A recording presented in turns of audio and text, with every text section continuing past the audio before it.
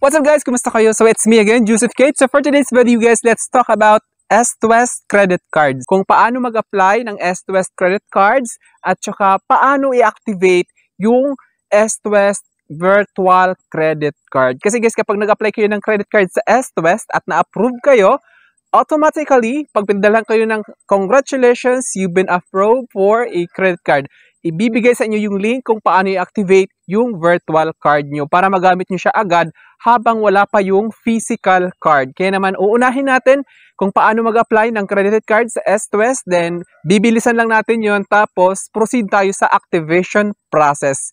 Bibigyan ko muna kayo ng tips kung paano mag-apply ng credit card sa S2S. So, kasi guys, yung nangyari is nakita ko yung ads ng S2S kung mag-a-apply ng credit card kasi 50% discount daw siya sa Okada, sa signature restaurant ng Okada actually. Kaya naman sabi ko, try ko kaya mag-apply at na-approve po ako guys. Kaya naman ngayon, ang gagawin ko is i-share ko sa inyo yung experience ko sa pag-apply. By the way guys, ako si Joseph Kate. So, imbitahan muna kita na mag-subscribe kasi goal ko po is maka 1 million subscribers. Kaya naman sana tulungan nyo ako.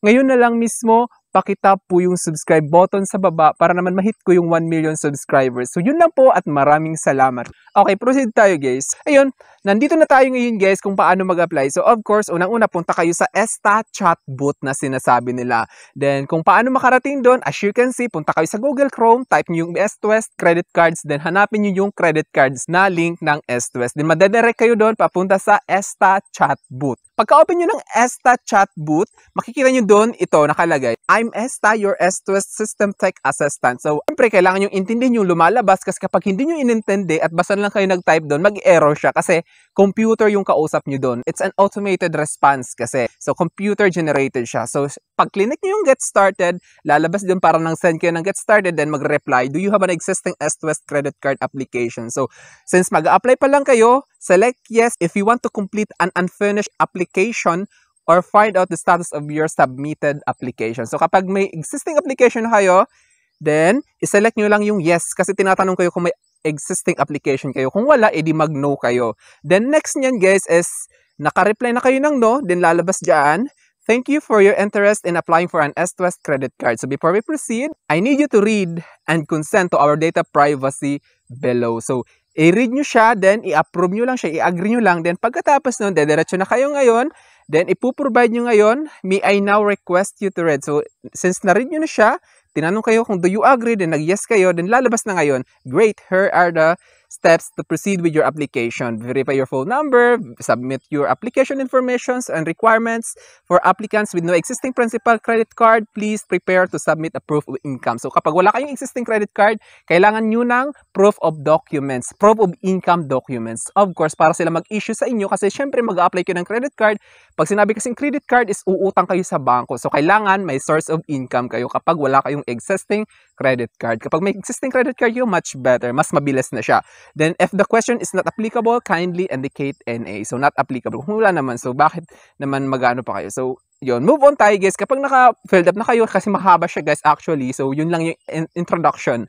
Tapos, pagka-apply nyo, pipili kayo ngayon kung ano yung gusto nyo type ng cards. Then, please select the card type of choice. So, pipili kayo ngayon kung gusto nyo Visa Platinum, Visa Gold, or anything. So, ganun siya, guys. Kapag nag-apply kayo, then ngayon, i-redirect kayo ngayon papuntang Messenger at saka pag may additional informations nilang hinihingi doon, then ngayon magsasalita ka para mag-video selfie ka at sasabihin nyo yung pangalan nyo, yung edad nyo, yung birthday nyo, parang ganun. Yung ginawa ko kasi doon is ito yung video, panoorin nyo guys. Ayan. My name is Joseph and my birth date is I am applying for an S2S credit card. Tapos, so pagka-submit nyo yan guys, wait kayo lang ilang days kung approve or declined. Ngayon, pag na-approve, papadalan kayo ngayon ng text message na sinasabi, congratulations, your S2S credit card application has been approved. So, dapat matuwa kayo kasi na-approve kayo. Alam nyo ba yung feeling na gano'n, nag-apply kayo, tapos na-approve, ang saya-saya lang.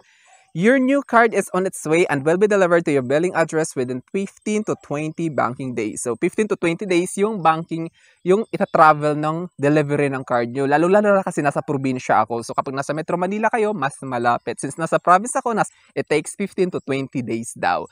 So, minsan, mas mabilis lang naman siya dumarating. Kaya naman, hindi pa dumarating yung card actually. Kaya naman, i-share ko lang sa inyo yung activation ng virtual card. So, ngayon, nakalagay dito, while waiting for your physical card, activate your virtual card now, which is ito yung pag-uusapan natin through ESTA. So, nandito yung website, nakalagay www.ewland.com/actv. So, i-type nyo sa website, guys. Tapos ngayon, may lalabas doon na parang i-redirect ulit kayo sa Messenger. Tapos ito na yung lalabas. Ayan, EW credit cards. So same as before, nakalagay dito yung computer na naman yung kausap natin, magbibigay siya ng command, yun yung susundin nyo at wag kayong gagawa ng sarili nyong command kasi mag-e-error talaga siya. Kasi may mga babasa ako na nag-error na yung activation. It's because sometimes nagkakaroon ng conflict doon sa answer nyo. Kasi computer yung kausap nyo, nakaprogram siya. Pag sinabing program, wala kayong magagawa. Kung ano lang yung nilagay niya doon, yun lang dapat ang i-click nyo. Halimbawa, nagsabi siya na, okay, do you want to proceed? May option sa baba na yes and no. Kapag ni-yes na siya, magpo-proceed siya. Huwag kayong sasagot ng yes na magta-type kayo. Hindi. Dapat antayin nyo lumabas yung option sa baba. Tapos andito nakalagay, Hi George, I'm Insta, your S2S System Tech Assistant. So, parang tulad nung kanina. So, ngayon, marami dito nakalagay, I'm here to help you activate your S2S credit card. Then, I am an artificial intelligence. Please wait for me to present options. So, sinabi ko pa lang, antayin niyo mag-present siya ng options before you respond. So, halimbawa, nagtatanong siya na sagot ng yes or no, magdi-display kayo sa baba yung options na yes and no. I-click niyo yung yes kung yes, no kung no. Tapos ito nakalagay, please note that cards can only be activated from 8 a.m. to 10 p.m. daily. So before we proceed, I need you to read and consent to our data privacy policy and terms and conditions. So medyo marami siya. Tapos ngayon kapag nag-agree kayo guys na yes, puproceed na kayo ngayon sa further activation. So lalagay dito, I will now authenticate your identity by doing the following. So send a one-time password to your number or email address on record and ask you to key it in for validation. Papadala sila ng OTP, then i-input nyo para ma-validate yung application nyo. Tapos ngayon, pipili ulit kayo kung mobile. So, since mobile lang naman, so, click nyo yung mobile. Then, please input the mobile number associated with your S2S.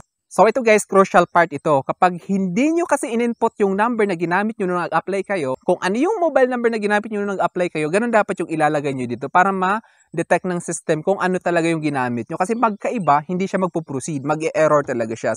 Since nilagay nyo siya, na-recognize nila, nakalagay, can I send you a one-time password OTP from an S2S identified number? So yung mobile number nyo yan.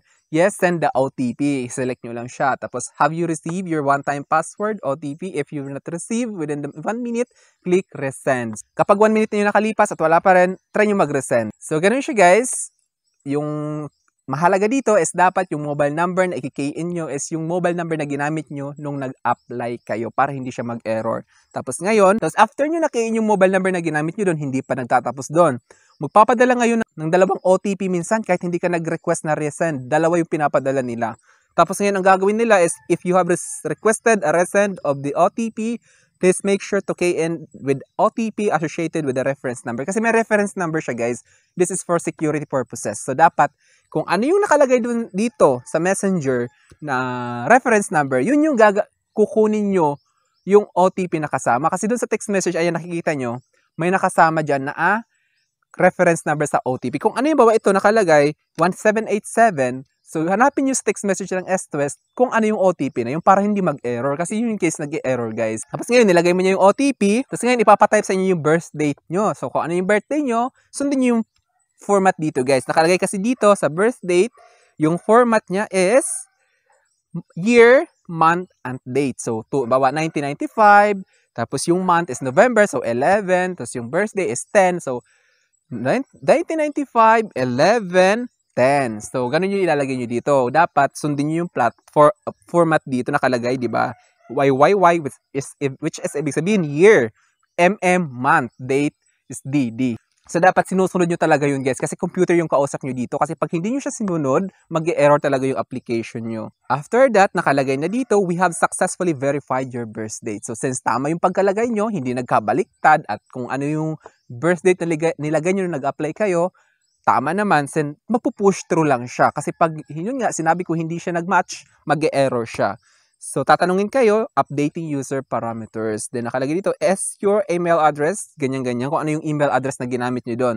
Kasi, na-recognize na nila kung ipatatanong nila kung i-retain ba or hindi. So, i-retain nyo lang siya kasi pag nag-no kayo, mag-i-edit kayo na ngayon ng email address nyo. Since ganun pa rin naman, i-yes nyo lang siya. Tapos nakalagay dito, okay, your email will be retained since pina-retain nyo siya. Tapos nandito na ngayon, malapit na kayo matapos, nakalagay na dito ngayon, your physical card may be still in transit. So since wala pa yung physical card, yung sinasabing physical card guys, is yung credit card mismo, yung ginagamit nyo pang swipe, yung hawak-hawak nyo. Yung physical card is yun yung hawak nyo nga. Yung virtual card is yun yung online, which is yun yung i-activate natin ngayon. Yung virtual card is hindi mo siya hawak. Hindi tulad ng physical card na hawak mo talaga siya. From the word itself, physical.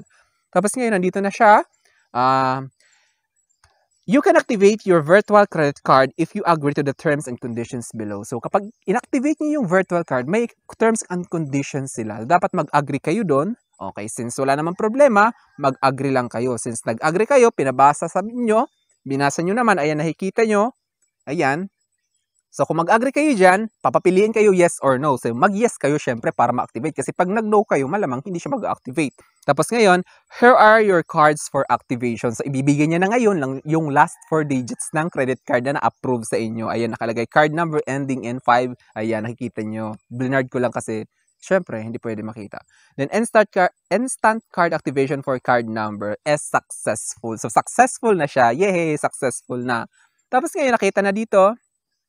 Makikita mo ngayon dito, please take note that we have automatically locked it for your safety. So, alam nyo ba guys na yung credit card, kapag na-activate nyo yung virtual card ng S2S, after 15 minutes, maglalak siya automatic. So, maganda siya. At least, safe yung credit card nyo. Kasi malaki yung binibigay na credit limit ng S2S. Yung sa akin kasi is 6 digits siya. Kaya naman, hindi pwede na basta na lang ganon. Dapat talaga, pinapangalagaan nyo yung details ng card ninyo. Kasi mahirap na guys, totoo yan. Dito may mga notes sila dito na please refrain from enrolling in other S2S portals or platforms such as an S2S online personal or S2S mobile until you receive your physical card. So wag na wag mong i-enroll basta-basta kung saan-saan since wala pa yung physical card ninyo. So dito na nakalagay, oh Sam, Josh, we have activated your cards. You may now access it. So di ba ang ganda?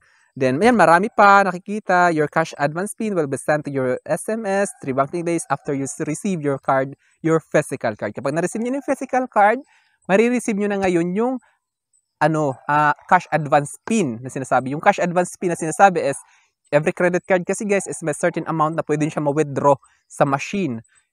Tapos, may kaukulang bayad yun. Kapag nag-withdraw kayo, may 200 pesos. Pagka-withdraw nyo, any amount, 1,000, automatic may 200 pesos na patong yun. At saka may 3% interest yun. Kaya medyo hindi ganun ka-advisable yung cash advance. Dapat mag-cash installment na lang kayo kasi mas mababa. So yun lang, activated na siya guys. So nais ko lang mag-thank you sa S2S for this opportunity. Kaya naman maraming salamat po S2S sa opportunity na binigyan nyo. At tuwang-tuwa po ako guys nung na-approve ako. So yun lang. So yun lang guys. So sana may na-share ako. And don't forget to subscribe for more videos. Bye-bye!